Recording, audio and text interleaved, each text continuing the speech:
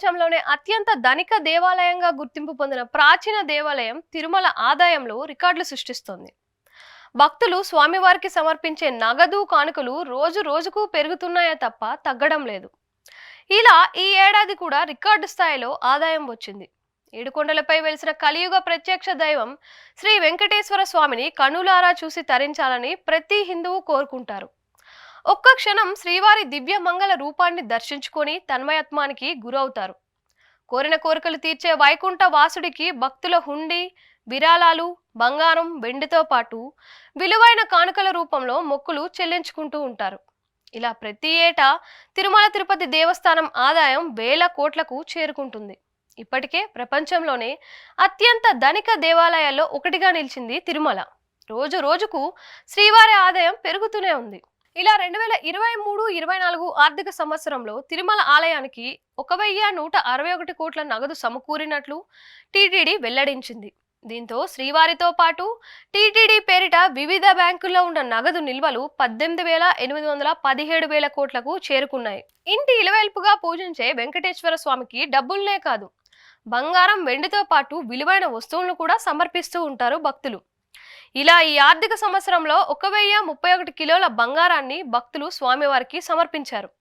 కేవలం గత 3 ఏళ్లలోనే స్వామివారికి 4000 కిలోల బంగారాన్ని సమర్పించారు. దీంతో నిత్యం స్వామివారికి అలంకరించే స్వర్ణాభరణాలు వివిధ బ్యాంకుల్లో టీటీడీ డిపాజిట్ చేసిన బంగారం మొత్తం 11,329 కిలోలకు చేరువైంది.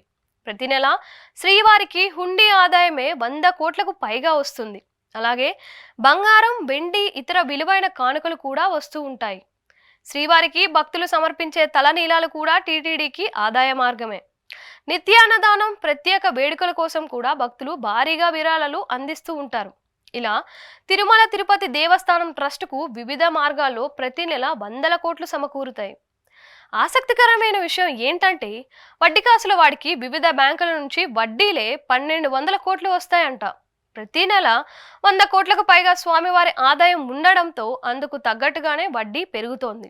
2018లో 750 కోట్లుగా ఉన్న వార్షిక వడ్డీ ప్రస్తుతం 1200 కోట్లకు చేరుకుంది.